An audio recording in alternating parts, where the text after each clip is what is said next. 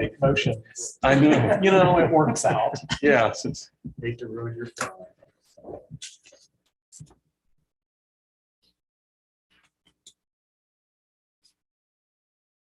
it just makes so much sense to do it that way. I mean, We've talked about it before. If you're already approving it in the budget, what's the point? is Jessica remote today? Yes, yes. Okay. And it looks like we are live. Yes, we are. Well, then I'll quit joking about her. Well, if they've paid attention for long, how are you? Yeah, They're they'll know. used to it. They'll know I haven't. And it is 4:30. Johnny. Mayor, Josh. All right, we will begin this open session. Todd, would you like to make an introduction for us? Good afternoon, council. So up for discussion today, we received an RFP for golf management services from Great Life Mid-Mo. In fact, Brian Menace, the president CEO of the company, is here. And just to kind of let everybody know that when we solicited for this RFP, it has no reflection on how we feel the condition of the course is or how the staff has done. It has been and always will be our goal to have one of the best municipal golf courses in Missouri. With that said, we also want the course to be self-sustaining. We felt like in that evolution of getting where we want to get to, we're going to need the help of industry professionals that can do that. And Great Life is that. Stan Webb and his team, they have done an excellent job. They've made some wonderful improvements out of the golf course. For anybody who's been out there in the last year or two, I think they've seen it. I think our members have seen it, and I think people have been happy with the course. But with that said, we do feel like that the Great Life provides some opportunities for us that we haven't had in the past. So you have the proposal. Brian is here. He's going to talk a little bit about his company. He's going to talk about the proposal a little bit, and he's here to answer any questions that you may have. So Brian, if you want to take it away. Thank you, Todd. Mr. Mayor and honorable council people and staff and citizens, thanks for having me in your community. It's been great. Came down early today and drove around. It's a beautiful place. I'm a Chillicothe boy, Chillicothe, Missouri boy, so I didn't get this far south very often, but that's just a beautiful community. I've really enjoyed kind of familiarizing myself with it. I received a request for proposal. I think actually I received a phone call maybe first. Todd and I spoke a little bit about the potential that the management of the golf course might be outsourced. He asked if we would have some interest, and we obviously do. And so we came down and I don't know, a couple months ago, took a visit of the property, beautiful property, by the way. And so since that time, he mentioned that there may be an official RFP that would be issued. And so myself and my team began to try to do a little bit of research and try to get a better understanding, not just North Terra, but kind of what's going on in the golf demographic down here as a whole. And so with that, we responded to the RFP, which I think you have a copy of. And Todd called me a couple days ago and said that he'd like me to come down and address Mayor and the council and the others and see if I can answer some questions about our response. So like I said, I'm a Chillicothe, Missouri boy, born and raised. I played golf at William Jewell College and then turned professional. Had a very, my dad would describe it as disappointing golf playing career. And so at the age of 23, I did what I thought all washed up 23-year-old golf pros do. I moved to Phoenix, Arizona. I packed my family up, moved to Phoenix, Arizona, and became a golf club professional. And so that's how I got in the golf industry. Since that time, I've been back and forth from Phoenix to the Kansas City area as a golf professional. And then in 2011, I started my own company called Maxim Golf Solutions, which is really the parent company. And that's really my company that oversees the management of the courses that we have today and the ownership of the courses that we have today. And so since that time, I've been involved in oversight of not only our golf operation, but others golf operations as well. We focus, as you can kind of see by our portfolio that we're involved in, we've had a focus on what I would call small city municipal golf opportunities. We managed the golf course in Chillicothe, which I'm glad of, and we bid on that back in 2016 against some other management companies. And I'll tell you, I don't want to prolong this too long, but it is kind of a funny story that I bid against a good friend of mine. The golf world is a very small world. And so most of us in the golf industry know each other really well. And the guy I worked for in my younger years was representing Landscapes, which is a fantastic company out of Nebraska. I was bidding on it as well. And we showed up at the same time. He says, "Oh, you're bidding?" And I said, "Yes." And I said, "You, good luck," and all that. And we gave our presentations. And he found out during the course of the presentation that I was from Chillicothe. And he came out and he said, "Wow, you must not feel very much pressure being from here. You know everybody and all that." And I said, "Well, no, the opposite is true. I feel a great deal of pressure because if you go back and tell them that you weren't awarded the contract, you can say it's because of this Menace guy who's from Chillicothe." He said, "If I go back and we don't get awarded, I have to explain why we couldn't get a management contract in my hometown." So that was kind of our first venture in small city municipal golf as Great Life. And so since that time, we have the city of Warsaw, Missouri, city of Moberly, Missouri. We manage their golf course. City of Osawatomie, Kansas. We manage their golf course. And I've been involved in some other management opportunities. So I was an industry professional for several years, involved in a lot of larger management golf companies before I started my own. And one of those was Great Life Golf and Fitness, which is a very large organization. That's where we have our name. So just for clarification, Great Life is really kind of a cooperative of different golf course ownership groups operating under one banner. Great Life, what it really provides is procurement.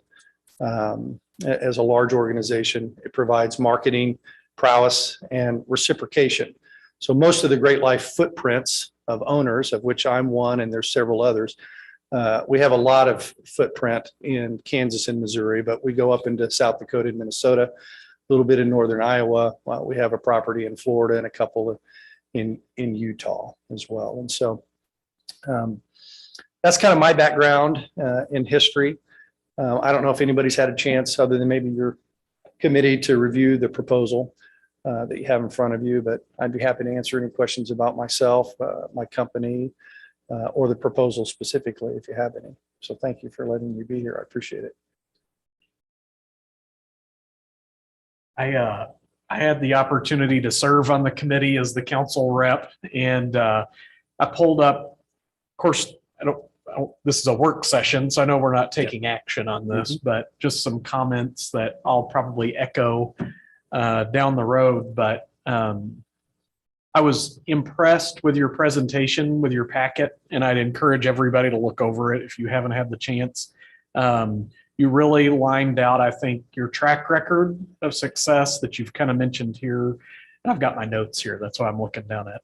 But also like that you provided specific examples of how it wasn't just a canned response. It was, we've been to your course and these are some things we've seen that we think. And like Todd said, Stan's done a great job out there, but as I think you just summarized, you have access to a larger pool of resources, and just the software alone that you point out in your presentation, I think would be invaluable. Another thing that I do, we talk a lot about proof, not promises. And I think that you showed that in your presentation, and I appreciated that. Just some feedback for you. Thank you, Mr. Your experiences with other municipalities, and one thing that we've talked about that I appreciated, that you even included some that you no longer manage. And so I think that's good to just kind of get that out there and say, hey, contact these folks and do that, as well as some references from some of those that you don't. And so overall, I thought it was a really good presentation, proposal, excuse me, and definitely worth looking at. Thank you.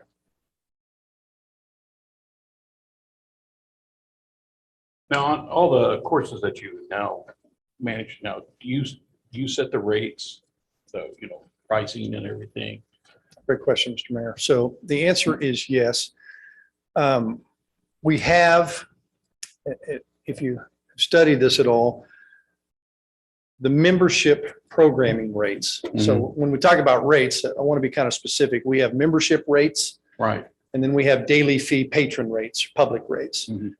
And all of the golf courses that I'm currently involved in directly that are under my company's leadership are, I think the right term would be semi-private. So they have a membership base and a public patron base as well that's supporting the facility. So we have a cooperative membership rate agreement between five of the golf courses that are in a similar geographical area. Shawnee Bend in Warsaw, Missouri is a 9-hole property and had historically much lower membership rates and green fee rates. Mhm. There's a number of reasons for that, and I don't want to belabor that unless you want to delve into it.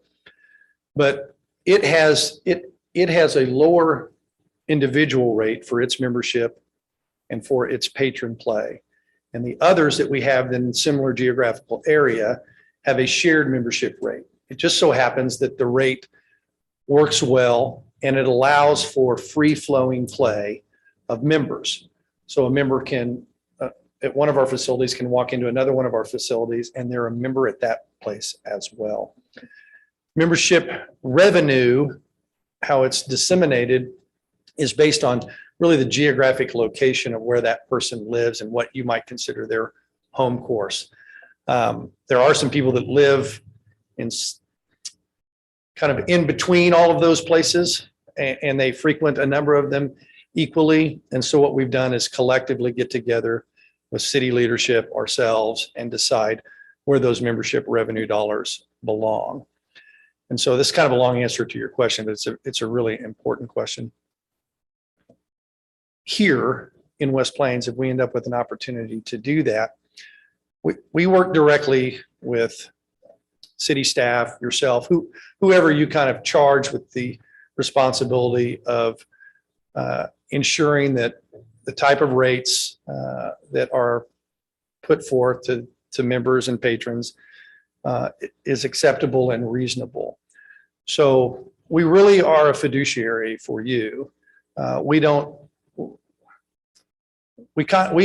at it that we go to work for you. Okay. So we don't demand that, hey, these are our rates and this is what it's going to be. And we know best. We're the industry professionals. Every community and every golf property is very unique. They're not like basketball courts or football fields or tennis courts, and where every golf property is different and it falls differently kind of in a hierarchy scale for what, Pebble Beach charges $500 a round, right? So you also have a very unique situation here. I would tell you it's very unique. So, Mountain View, Mountain Grove, Willow Springs, Houston, all communities much smaller than yours that typically would not have a municipal golf opportunity have one. I think that's a consequence probably of a lot of 80s and 90s golf build trends, especially in southern Missouri and northern Arkansas areas. That presents a unique challenge as you try to decide what are the right numbers to attract golfers in this market and get them to play and frequent as much as possible at North Tariff. So it's a very long answer to probably a pretty concise question, but we work with you to decide what the proper rates are. We're going to give you our industry expertise and what we believe that they should be, and try to back that up with, information about what everybody else is charging in the area and what we see happening in the marketplace today, both locally, regionally, and nationally, to make that decision.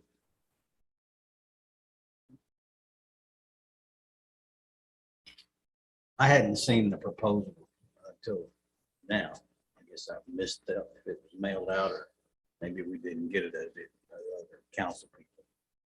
What would you say is the biggest challenge that North Terra has, and what's making that challenge as you can see? Or do we have a big challenge? What your overall understanding of what's being done out there currently? Is there a magic curtain that we can pull back and it's Well, no, I definitely say there's no magic curtain in my experience. And I have a long one. I've been in the golf business since I was 9. And my older brother tell you it's because I'm not smart enough to do anything else besides work in the golf business. But we outlined 9 things that we thought in our proposal. It says 8, but I looked back at our proposal today. It says 8 things that we would work on. And I remember in our sessions, we elaborated and it turned into a whole new one. So that's a little mistake in our proposal. There's actually 9 things that we outlined that we could see. No magic pills. Some of them will take years to really try to perfect. Golf operations rarely have 1 or 2, immediate ills that you can fix and right the ship. There's a lot of other factors too, Mr. Neeson, that impact what's happening at North Terra that are beyond the golf course's control. Okay. So those are things like inflation and things going on in the marketplace, people having discretionary dollars, COVID. I mean, COVID's been the greatest thing that's happened to golf in the last 25 years. It's embarrassing for me to stand here as an industry professional and tell you that COVID has done more for the golf industry than we've been able to do as insiders. But the things that we see, Todd pointed out one immediately, and just, kind of I would think creating a culture among the employees at the golf course that is elevated from where it is today. And that's not, I'm not being disparaging to how it's being operated today at all. But over the years, we have developed ways to answer the phone, ways to order product, ways to manage tee sheets, ways to make sure that equipment is maintained properly and has its greatest lifespan. And that's all a big part of our culture. And so those are things that we can pass on to the people on the ground, daily taking care of members and patrons and the golf course asset itself. I think there's lots of room for improvement there. I think the other thing that we can do is elevate the conditions of the golf course. Now, I will tell you, as it says in my proposal, during our visitation, and it was a late season visitation, not necessarily the greatest time to visit it, but what you can see is that in that late visitation during the year that the golf course had what appeared to be a pretty good conditions year. And, I didn't go back and look at all of the weather trends specifically here in the West Plains area, but I can tell you no matter how good or how bad it was, you only get that by doing several things right. And it doesn't take long to ruin turf conditions on a golf course.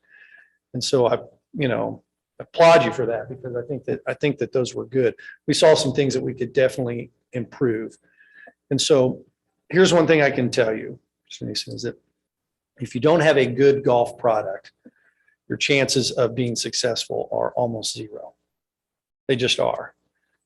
Even if you didn't have any competition in the area, even if you didn't have a local country club or some of these smaller town municipals in your backyard, so to speak, because people just don't like to, people don't like to eat bad hamburgers either, right? So golfers expect a certain level of golf course conditioning to kind of get them excited and make it fun and enjoyable for them to play the golf course. So we think we can help in that area, continue to raise that without raising, the expense side of the budget dramatically. I think the spend that we see in the information we've seen is pretty good. So we think you have probably all the resources readily available to make it happen.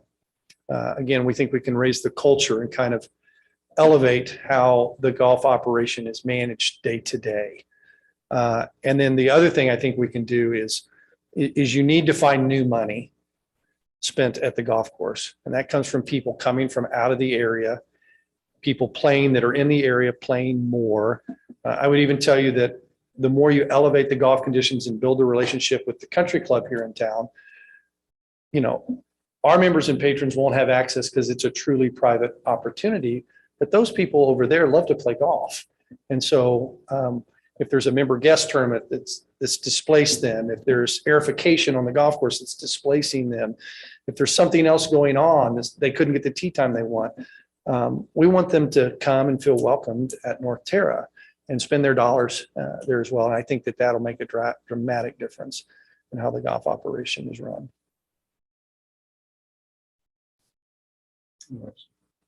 Did that answer your question? Yes. Okay. I don't have any questions. I appreciate your presentation. I like the packet. It was very thorough. Thank you, Mr. Mayor. Yeah, a lot to mill over. I'm kind of the reason for, so when we have someone call us, we could just forward it to you when they complain. Well, it's funny you mention that, Mr. Mayor. I would tell you that one of the great benefits, and I think there's a lot of them, but one of the great benefits of having a partner operator Yeah. is that you shouldn't be bothered too often, right, with things going on at the golf course. We answer those questions and they're directed to us to do I that. was thinking that. Oh, my gosh. Yeah. All right. Somebody's we playing need to a joke on Did me. you think I was cross-eyed perhaps? I knew that was on us. Go ahead. Well, I apologize. So that's funny. Not turn them face down. So Yeah. remember. Randy Pogue, the city manager in Warsaw, he really hurt my feelings last year because we've done some really good work there, I think, and there's been some nice improvements made. And I was soliciting, some compliments, and I said, Randy, what do you think the greatest thing we've done is? He says, I haven't gotten a single freaking phone call from a golfer in 3.5 years. And I said, I get it, totally get it. I'm out there occasionally. I hear it. Yeah. Well, our goal, we remind people that, and we remind our staff is that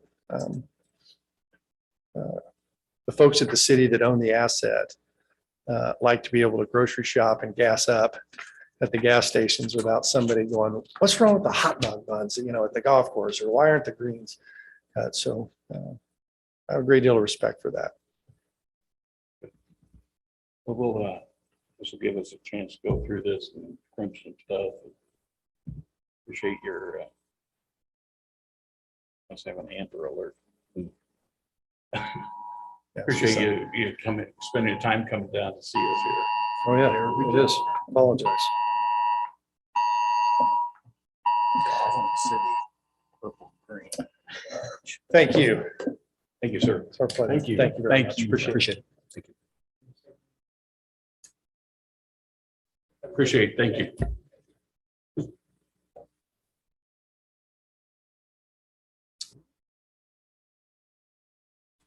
That was this first opportunity you got to see this package. First 'Cause time I've I'm seen like it. you, I'm like, oh, crap, 68 pages to read? Yeah, no, On page 49, paragraph 2. we posted that when we posted the agenda last week. So my apologies if we gosh, didn't call it okay. out specifically, but another item that was supposed to be on the work session this evening, as you are familiar with, we pulled was an integrated master plan update from HDR. I did get a revised schedule of meetings from them today. I will Okay. send that to you all tomorrow morning to see if any of those dates work for you, but we're probably looking towards the latter part of February now to actually meet with HDR, get that update from them. So I'll get that information to you tomorrow, but that schedule is fluid. So But we still will have a budget work session. yes, we are scheduled to have a budget work session next Thursday, the 27th. I don't know which date that actually is, but that'll be at 3:00 and that will be broadcast as well. So Well, now we have 35 minutes to kill. Todd? Yes. Just to let you guys know, I can have paper copies as well.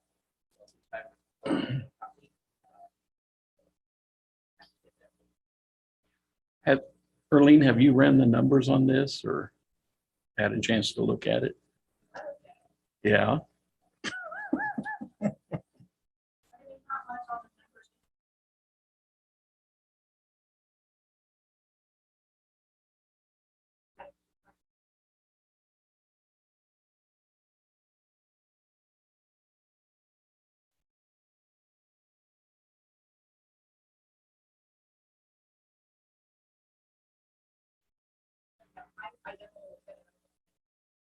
Oh, okay.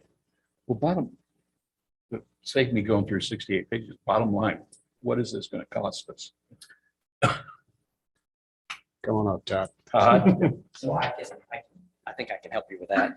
So Okay. it's pretty simple. We kind of did a 5-year plan in terms of what the rates would be. Mhm. The first year would be 40,000 with up to $2,000 for any unusual travel or contract labor. It stays at 40,000 in year 2. Year 3, it would go up to 41, year 4, 42, year 5, 43, and they would provide all the staffing for the course.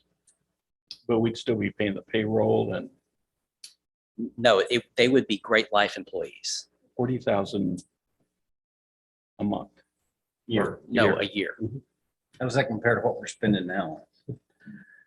Oh, well, our deficit was 200,000 is this in the year. 200 range. So again, the goal here is for them to come in and manage it. Of course, they would be soliciting for members Yeah. for their membership base.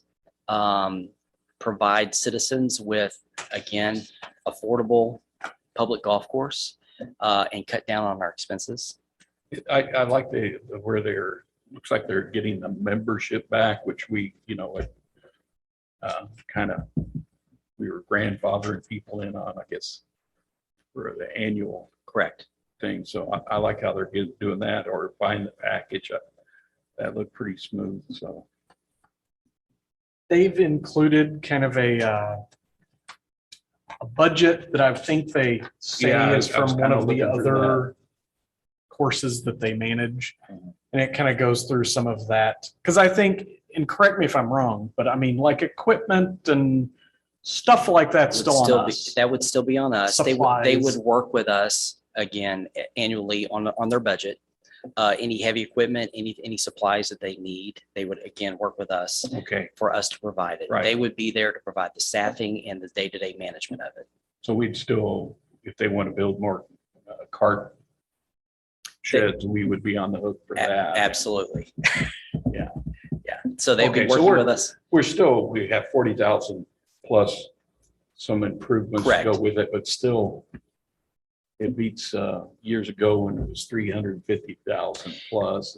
And again, Stan has worked He is really, yeah, really hard. That deficit Yeah. number has come down. Yeah, quite a bit. It's now to the point though, where especially with their ability to market, their ability to utilize professional groundskeepers. In fact, one of their greenskeepers, he works for the Johnny Morris course in Springfield, highly regarded. And when you read through the proposal, you'll see individual profiles of some of their Mhm. marketing team.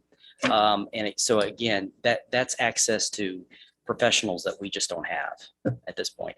Industry professionals, again, that they can kind of call on. Yeah, and he kind of alluded to, like they have members elsewhere. Well, now they add a new course. There's going to be people probably wanting to travel in just to check out the golf course. It's a good membership, especially for those that enjoy golf, Yeah. just golfers who enjoy traveling around and playing other courses. It's similar to a gym. If you join a gym and it's a chain, you can go to another city and play and work out at that same gym.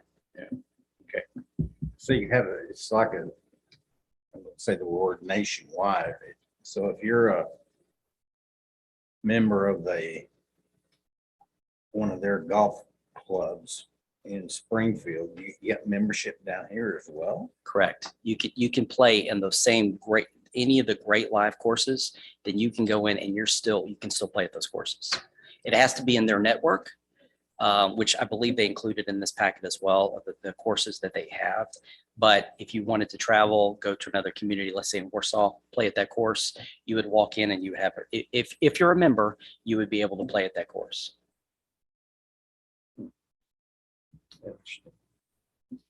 Okay.